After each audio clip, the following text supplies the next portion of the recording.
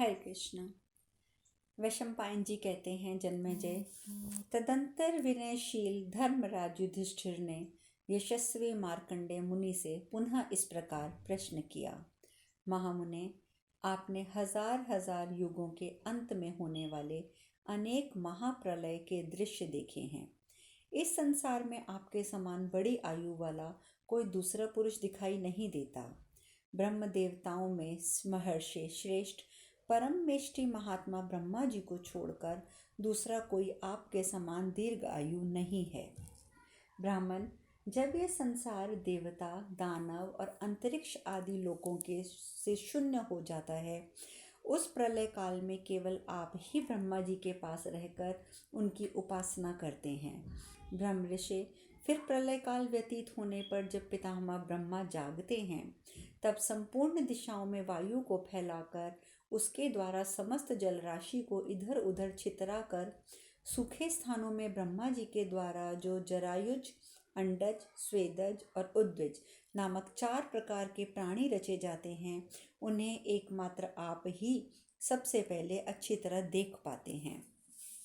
द्विजश्रेष्ठ, आपने तत्परता पूर्वक चित्तवृत्तियों का निरोध करके संपूर्ण लोकों में पितामह साक्षात लोक ब्रह्मा जी की आराधना की है। विप्रवर, आपने अनेक बार इस जगत की प्रारंभिक सृष्टि को प्रत्यक्ष देखा है और घोर तपस्या के द्वारा प्रजापतियों को भी जीत लिया है। आप भगवान नारायण के समीप रहने वाले भक्तों में सबसे श्रेष्ठ हैं। परलोक में आपकी महिमा का सर्वत्र गान होता है। आपने पहले स्वेच्छा से प्रकट होने वाले सर्वव्यापक ब्रह्म की उपलब्धि के स्थानभूत हृदय कमल की कर्णिका का अलौकिक उद्घाटन का वैराग्य और अभ्यास से प्राप्त हुई दिव्य दृष्टि द्वारा विश्व रचयिता भगवान का अनेक बार साक्षात्कार किया है। इसीलिए सबको मारने वाली मृत्यु तथा शरीर को जर्जर बना देने वाली जरा आपका स्पर्श नहीं करती है। ब्रह्म ऋषि, इसमें भगवान परमेश्वरी का कृपा प्रसाद भी कारण है। महाप्रलय के समय जब सूर्य, अग्नि, वायु, चंद्रमा, अंतरिक्ष और पृथ्वी आदि में से कोई भी शेष नहीं रह जाता, समस्त चराचर जगत उस एकार्णव के जल में डूबकर अदृश्य हो जाता है। देवता और असुर नष्ट हो जाते हैं तथा बड़े बड़े नागों का संहार हो जाता है। उस समय कमर और उत्पल में निवास और शयन करने वाले सर्वभूतेश्वर अमितात्मा ब्रह्मा जी के पास रहकर केवल आप ही उनकी उपासना करते हैं। द्विजोत्तम, ये सारा पुरातन इतिहास आपका प्रत्यक्ष देखा हुआ है। इसीलिए मैं आपके मुख से सबके हेतु काल का निरूपण करने वाली कथा सुनना चाहता हूँ। विप्रवर, केवल आपने ही अनेक कल्पों के श्रेष्ठ रचना का बहुत बार अनुभव किया है। संपूर्ण लोकों में कोई भी ऐसी वस्तु नहीं है जो आपको ज्ञात ना हो। यह सुनकर मार्कंडेय जी बोले, राजन, मैं स्वयं प्रकट होने वाले सनातन, अविनाशी, अव्यक्त, सूक्ष्म, निर्गुण एवं गुण स्वरूप पुराण पुरुष को नमस्कार करके तुम्हें वह कथा सुनाता हूँ। पुरुष सिंह, ये जो हम लोगों के पास बैठे हुए पीताम्बरधारी भगवान जनार्दन हैं, ये ही संसार की सृष्टि और संहार करने वाले हैं। ये ही भगवान समस्त प्राणियों के अंतर्यामी आत्मा और उनके रचयिता हैं। ये पवित्र, अचिंत्य एवं महान आश्रमय तत्व कहे जाते हैं। इनका न आदि है न अंत है। ये सर्वभूत स्वरूप अव्यय और अक्षय हैं। ये ही सबके कर्ता हैं, इनका कोई कर्ता नहीं है। पुरुषार्थ की प्राप्ति में भी यही कारण है। ये अंतर्यामी आत्मा होने से सबको जानते हैं, परंतु इन्हें वेद भी नहीं जानते। नृपशिरोमणे, नरश्रेष्ठ, संपूर्ण जगत का प्रलय होने के पश्चात इन आदिभूत परमेश्वर में से यह संपूर्ण आश्चर्यमय जगत पुनः उत्पन्न हो जाता है। 4000 दिव्य वर्षों का एक सतयुग बताया गया है। उतने ही 100 वर्ष उसकी संध्या और संध्यांश के होते हैं। इस प्रकार कुल 4800 दिव्य वर्ष सतयुग के हैं। 3000 दिव्य वर्षों का त्रेता युग बताया गया है। इसकी संख्या और संशोधक भी उतने ही 300 दिव्य वर्ष होते हैं। इस तरह ये युग 3600 दिव्य वर्षों का है। द्वापर मान 2000 दिव्य वर्ष हैं, इतने ही 100 दिव्य वर्ष उसकी संध्या और संध्या शक हैं।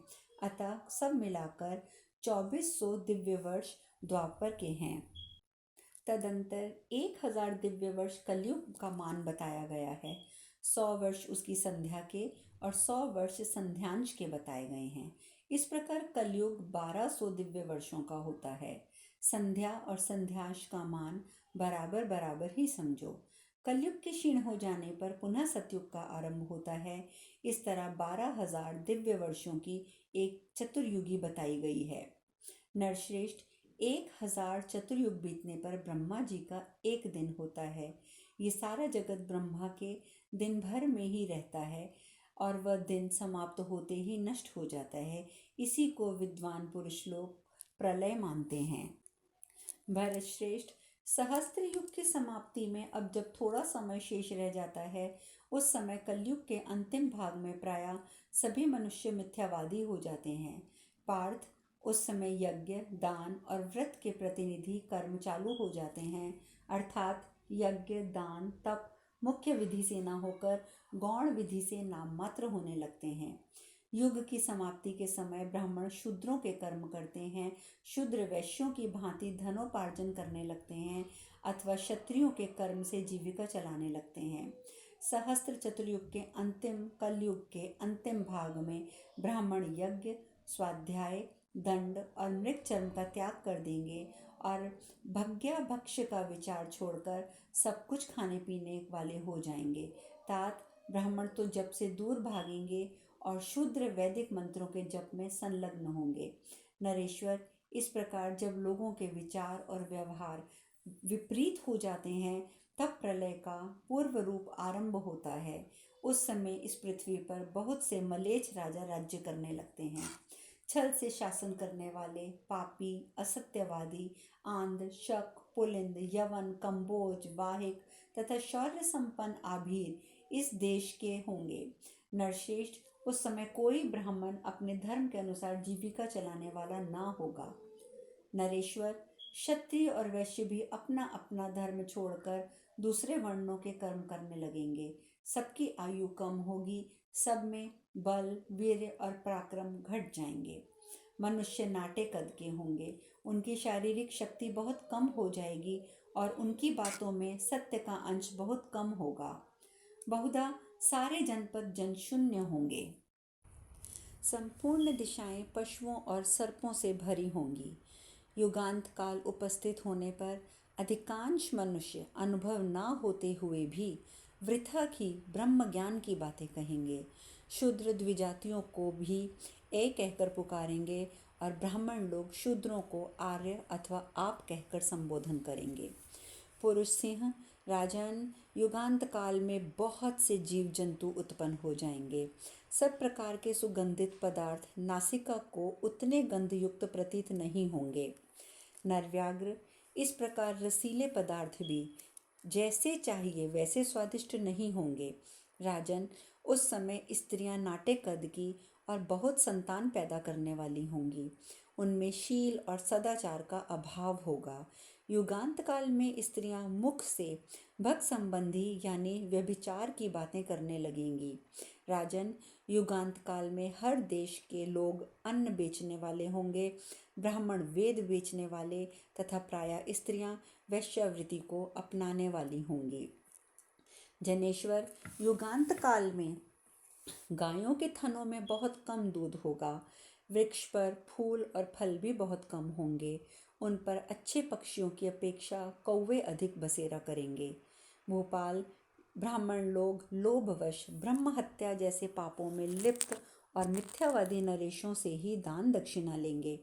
राजन, वे ब्राह्मण लोभ और मोह में फंसकर झूठे धर्म का ढोंग रचाने वाले होंगे। इतना ही नहीं, वे भिक्षा के लिए सारी दिशाओं के लोगों को पीड़ित करते रहेंगे।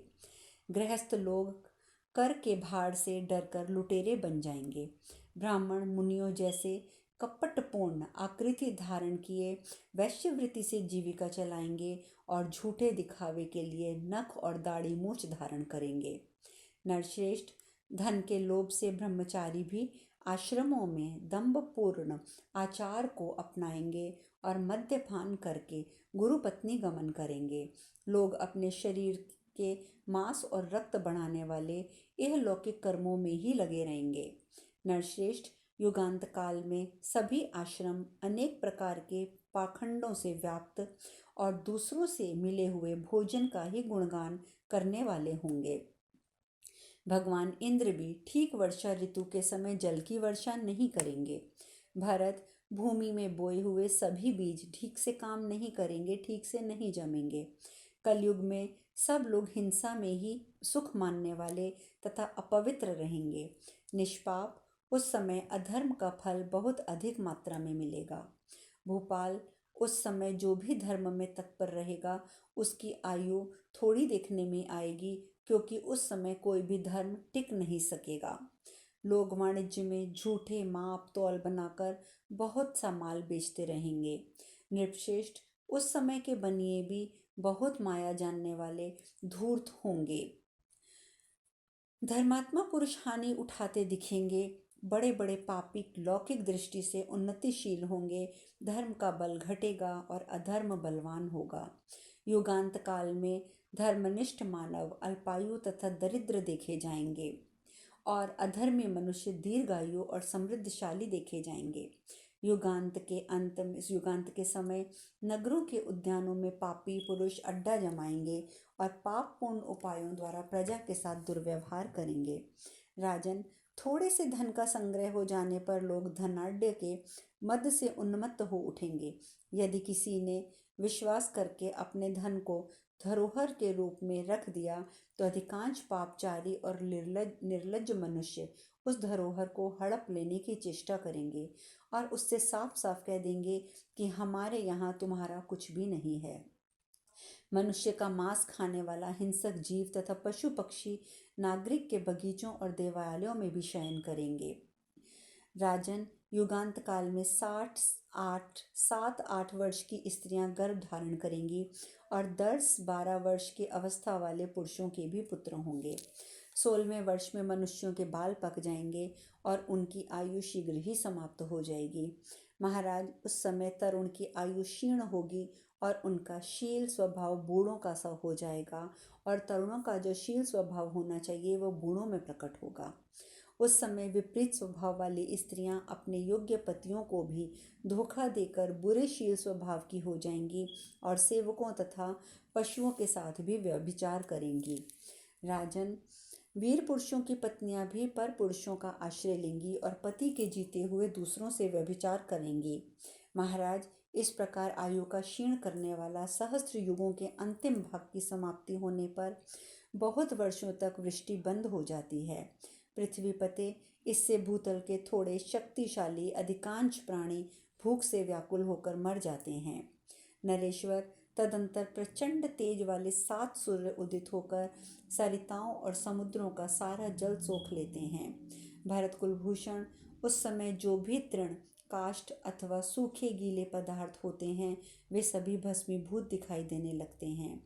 भरत, इसके बाद संवर्तक नाम की प्रलयकालीन अग्नि वायु के साथ उस संपूर्ण लोकों में फैल जाती है जहाँ का जल पहले ही 7 सूर्यों ने सोख लिया था। तत्पश्चात पृथ्वी का भेदन कर वह अग्नि रसातल तक पहुँच जाती है और देवता, दानव, यक्षों के लिए भी भय उपस्थित कर देती है। राजन, वह नागलोक को जाती है हुई इस पृथ्वी के नीचे जो कुछ भी है उन सब को क्षण भर में नष्ट कर देती है। इसके बाद वह अमंगलकारी प्रचंड वायु और संवर्तन अग्नि 22,000 योजन तक के लोगों को भस्म कर डालती है। इस प्रकार सर्वत्र फैली हुई वह प्रज्वलित अग्नि देवता, असुर, गंधर्व, यक्ष, नाग और राक्षसों सहित संपूर्ण विश्व को भस्म कर डालती है। इसके बाद आकाश में महान मेघों की घोर घटा घिर जाती है जो अद्भुत दिखाई देती है। उसमें से प्रत्येक मेघ समूह हाथियों के झुंडों की भांति विशालकाय और श्याम वर्ण तथा बिजली की मालाओं से विभूषित होता है। कुछ बादल नील कमल का के समान श्याम और कुछ कुमुद कुसुम के समान सफ़ेद होते हैं। कुछ जलधरों की कांति केसरों के समान दिखाई देती है। कुछ मेघ हल्दी के सदृश पीले और कुछ कारंड व पक्षी के समान दृष्टिगोचर होते हैं। कोई कोई कमल दल के समान और कुछ हिंगुल जैसे जान पड़ते हैं। कुछ श्रेष्ठ नगरों के समान, कुछ हाथियों के झुंड जैसे, कुछ काजल के रंग वाले और कुछ मगरों की सी आकृति वाले होते हैं। वे सभी बादल विद्युन्न मालाओं से अलंकृत होकर घेर कर आते हैं।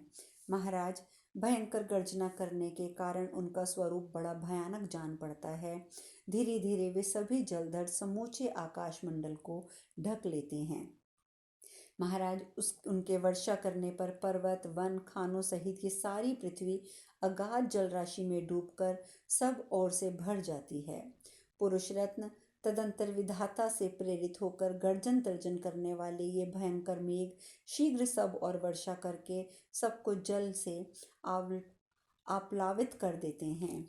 महान जल समूह की वर्षा करके वसुंधरा को जल में डुबो देने वाले समस्त मेघ उस अत्यंत घोर, अमंगलकारी और भयानक अग्नि को बुझा देते हैं। तदंतर प्रलय काल के ये पयोधर महात्मा ब्रह्मा जी की प्रेरणा पाकर पृथ्वी को परिपूर्ण करने के लिए 12 वर्षों तक धारावाहिक वृष्टि करते हैं। तदंतर समुद्र अपनी सीमाएं लांघ जाता है, पर्वत फट जाते हैं और पृथ्वी पानी में डूब जाती है।